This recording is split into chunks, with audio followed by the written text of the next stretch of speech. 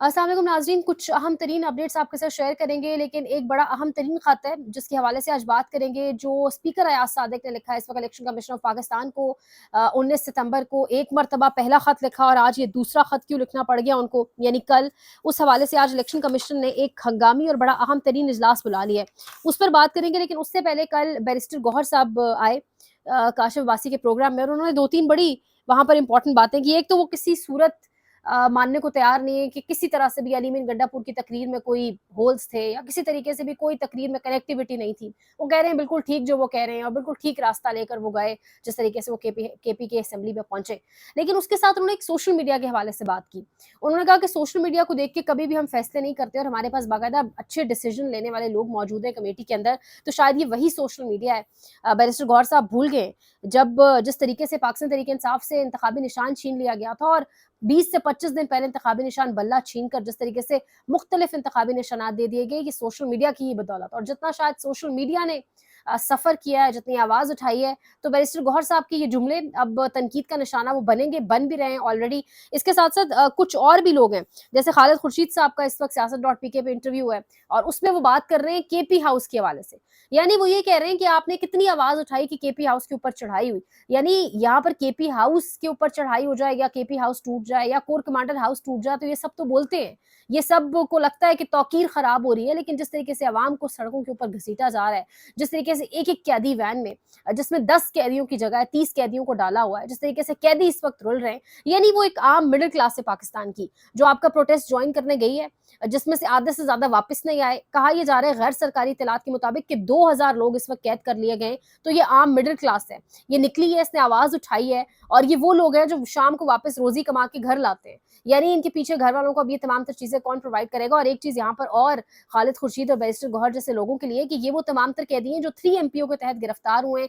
6 माह तक इनकी रिहाई मुमकिन नहीं है, इनके घर वाले अलग धक्के खाते रहेंगे। तो ये आम, ये मिडिल क्लास है। अगर आपने बात करनी है तो इनकी बात करें। आप जर्नलिस्ट को भी ये कहें कि वो इनकी बात करें, बजाय इसके कि आप अब केपी हाउस के ऊपर, यानी पहले हम कोर कमांडर हाउस के ऊपर कहानियां और दुखड़े सुनते रहे पहले पूरा 1 साल, अब केपी हाउस के ऊपर सुनते रहेंगे। लेकिन तैयार ये नहीं है कि केपी हाउस के ऊपर असल में चढ़ाई किसने की, असल नाम लेने को तैयार नहीं है, स्टैंड नहीं ले रहे कि किसने की है। खुद ताकतवर तरीन चीफ मिनिस्टर है केपी का, यानी एक सूबे का वजीर आला है, वो स्टैंड नहीं ले सकता। लेकिन ये एक्सपेक्ट कर रहे हैं, उम्मीद लगा रहे हैं कि एक सहाफी या एक अवाम स्टैंड ले। सहाफी तो कंडेम कर रहे हैं जिसने भी किया, सहाफी तो नाम भी ले रहे हैं, रेंजर्स गए थे। लेकिन क्या आपके सीएम ने खड़े होकर केपी असेंबली के अंदर ये कहा है? और अब आप एक और चीज सुनाई, उबैद भट्टी साहब इन्होंने ट्वीट किया हुआ है, ये कह रहे हैं कि डी चौक एहतजाज के सिलसिले में इमरान खान, अली अमीन, आमिर मुगल समेत 3000 नामालूम कारकुनान पर सरकार की मुदियत में थाना नून में दहशतगर्दी समेत 10 संगीन दफात के तहत जो मुकदमा दर्ज किया गया, इसका मतलब आप समझते हैं 9 मई की तरह जिस किसी को चाहे नामालूम में डालकर उठा लिया जाए। 3000 लोग यानी 3000 घराने, इनके घर, कारोबार, खानदान बर्बाद किए जाए, और जिनको चुन लिया गया वो साल साल जेल में या मुकदमे की पैरवी में तबाह बर्बाद होते रहेंगे। तो अगर आपने आवाज उठानी है, अगर आपने इतना जोश जज्बा दिखाना है, अगर आपने इतना एग्रेसिव होना है, तो इन कारकुनान के लिए हो जो आपकी असल ताकत है, जो आपकी स्ट्रीट पावर है, जो आपकी आवाज बने, और जो इस मुश्किल तरीन हालात में जब फौज और रेंजर्स की डिप्लॉयमेंट थी वो निकले हैं। लेकिन आप लोग यहाँ पे रोना रो रहे हैं केपी हाउस का, अपने सीएम का। मैं सीएम से बात करूंगा, सीएम से पूछूंगा तो फिर मैं कुछ बताने की पोजीशन में होगा। ये एग्रेशन बनता नहीं है। अब यहाँ पर शहजाद अकबर साहब तो एक नई कहानी बयान कर रहे हैं, और उन्होंने जो बातें की अपने वीलॉग में भी, वो कह रहे हैं कि अली अमीन गंडापुर को बाकायदा तौर पर जान से मारने की धमकियां दी गई, और धमकियां दिलवाई गई बैरिस्टर सैफ के जरिए। बैरिस्टर सैफ की मौजूदगी काबीना के अंदर पहले से बड़ा बड़े सवालिया निशान है इसके ऊपर कि क्यों आखिर उनको काबीना के अंदर रखा गया, और क्यों उनके जरिए उनके सैटेलाइट फोन्स पे फोन आते रहे। अब ये बातें चल रही हैं कि कटी पहाड़ी पर जब पहुंचे तो उस जगह पर एक फोन आया, बैरिस्टर सैफ के जरिए राब्ता हुआ अली अमीन गंडापुर से, और कहा गया कि आपको जान से मारा जाएगा। तो इस किस्म की बातें अब चल रही हैं। ये इन चीजों पर आवाज उठनी चाहिए थी, इन चीजों पर आवाज उठनी चाहिए थी, स्टैंड लेना चाहिए था कि दरअसल किसने कहा या वाकयतन ये हुआ नहीं हुआ, बजाय इसके कि अब आप केपी हाउस का रोना रोएं बैठकर। अब केपी हाउस तो डेफिनेटली उसको कंडेम करना बनता है, उसका कोई मुदावा नहीं है, उसका कोई ऑल्टरनेट नहीं है, उसको ठीक करवा के देना ऑल्टरनेट नहीं है। आपने हमला किया, एक एक हमला तो जमहूरियत में उसी दिन हो गया था जब रात को 2-3 बजे तहज्जुद के करीब लाइट्स ऑफ होती है पार्लियामेंट की और नकाब पोश घुसते हैं। क्या वो हमला नहीं था जमहूरियत के ऊपर? सो जमहूरियत के ऊपर बड़े हमले हुए हैं। सबसे पहले तो बंदा पार्लियामान से रोना शुरू करे। यहाँ पर पश्तून जिरगा, और पश्तून जिरगे के हवाले से इमरान खान बाकायदा तौर पे कुछ बड़ी क्लियर कट ताकीद भी कर चुके थे। खैबर पख्तूनख्वा हुकूमत पीटीएम ग्रांड जिरगे की सपोर्ट से पीछे हट गई। जुबैर अली खान साहब लिख रहे हैं कि ज़राए के मुताबिक वज़ीर आला अली अमीन ने अपने अरकान असम्बली पर यह वाज़ेह कर दिया है कि वफाकी हुकूमत की पाबंदी के बाद हम पीटीएम के जिरगे को सपोर्ट नहीं कर सकते, हमें वफाक की हिदायत के मुताबिक चलना है। दूसरी जानिब इमरान खान पीटीएम जिरगे में शिरकत करने की हिदायत जारी कर चुके हैं। एहसान नसीम जो केपी के अंदर एक सहाफ़ी है, जो अपनी ड्यूटी सर अंजाम दे रहे थे, सहाफ़ी ने एक चीज़ रिपोर्ट करनी है, आप उसको ये बाउंड नहीं कर सकते, कदर नहीं लगा सकते कि तुमने ये दिखाना है, ये नहीं दिखाना।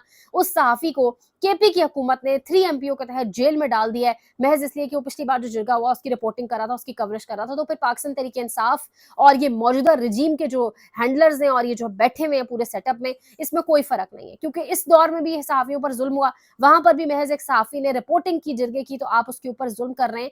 और किस तरीके से आप पीटीएम को दहशतगर्द जमात करार दे सकते हैं? उनकी कोई भी अगर आइन और कानून और पाकिस्तान से बालातर बात है तो उसको तो कोई मानने को तैयार नहीं है। सबसे पहले पाकिस्तान है, लेकिन पहले कोई प्रॉपर जुडिशियल इंक्वायरी हो, कोई आजादाना किस्म की इंक्वायरी हो, दिखाया जाए, बताया जाए कि वाकई ये गद्दार हैं और इनकी आप रिपोर्टिंग नहीं कर सकते, इनको आप दिखा नहीं सकते। आज से 2 हफ्ते कबल अली बिन गड्डापुर साहब ने खुद इनको एक सियासी धारे में, एक कौमी धारे में शामिल किया और जी कहा कि बैठेंगे हम इनके साथ। और अचानक गड्डापुर साहब डी चौक से जब से गायब हुए, चाइना चौक के बाद वो पहुंचे केपी असेंबली में, और अब वो इस मामले से भी मुंह बोर्ड बैठे हैं, जबकि खान साहब की ताकीद उनके हवाले से बिल्कुल मुख्तलिफ थी। जुबैर अली खान साहब ये भी रिपोर्ट कर रहे हैं कि खबर है कि पीटीआई की क़यादत खौफ की वजह से अपने कायद इमरान खान के नजरिए से पीछे हट रही है। तो इस किस्म की बहुत बातें चल रही हैं इस वक्त। आने वाला वक्त ही बताएगा, 18 या 20 तारीख इतनी दूर नहीं है, क्योंकि जो लोग इस टाइम ये बेचने की कोशिश कर रहे हैं कि शायद तरमीम आने नहीं वाली, तरमीम का मामला लटक गया है, टल गया है एससीओ समिट तक, समिट की बात होगा, तो समिट के फौरन बाद हुकूमत भरपूर कोशिश करने जा रही है। और उसी कोशिश की पहली कड़ी ये है कि अयाज सादिक की जानिब से, स्पीकर की जानिब से एक और दफा खत लिख दिया गया। पहला खत 19 सितंबर को लिखा गया इलेक्शन कमीशन ऑफ पाकिस्तान को, और ये खत लिखा गया जब बाकायदा आपका तफसीली फैसला नहीं आया था, उससे पहले 3 फैसले इस वक्त तक सुप्रीम कोर्ट जारी कर चुका है, शॉर्ट ऑर्डर जारी कर चुका है, तफसीली फैसला जारी कर चुका है, और उसके बाद वजूहात के साथ वो 75 पेजेस का फैसला भी जारी कर चुका है। लेकिन उस फैसले से पहले 19 सितंबर को अयाज सादिक साहब ने ये खत लिखा, और अयाज सादिक साहब ने जो कल दोबारा इलेक्शन कमीशन को खत लिखा, उसके बाद अब दोबारा आज इलेक्शन कमीशन का एक हंगामा खेज इजलास और एक बड़ा अहम तरीन इजलास है। इससे पहले गालिबन 7 या 8 इजलास हो चुके हैं इलेक्शन कमीशन ऑफ पाकिस्तान के, लेकिन उसमें वो किसी कंक्लूजन पे नहीं पहुंच सका कि ये सीटें देनी किसको हैं। अब जो इस बार खत लिखा है अयाज सादिक ने, इस खत के अंदर और पिछली खत के अंदर फर्क है। अब यहाँ पर जाहिर है आप लोगों के जहन में भी एक सवाल आएगा कि आर्टिकल 63 वाला मामला भी हो गया, अब फ्लोर क्रॉसिंग भी जायज है, तो आखिर बार बार ये हुकूमत क्यों देख रही है कि हमें रिजर्व सीटें 2/3 अक्सरियत दिलवा कर ही दी जाए। 63 वाले मामला तो हो गया, लेकिन असल बात यह है कि इस टाइम कुछ नून लीग के अंदर के लोग भी वोट देने के लिए राजी नहीं है, जब से मुसव्वदा बाहर निकल कर आया कि इसके अंदर क्या काली तरामीम मौजूद हैं। और उसके साथ साथ कुछ पाकिस्तान तहरीक इंसाफ के लोग, जिन पर जितनी मर्जी जोर जबरदस्ती कर ली गई है, उसके बावजूद वो तैयार नहीं है कि वो किसी तरीके से इन तरामीम के हक में वोट दे सके। अब मसला ये चल रहा है कि दोबारा से रिजर्व सीट्स हासिल करने के लिए, यानी 2/3 अक्सरियत के लिए, ये दोबारा बार बार अप्रोच कर रहे हैं इलेक्शन कमीशन ऑफ पाकिस्तान को।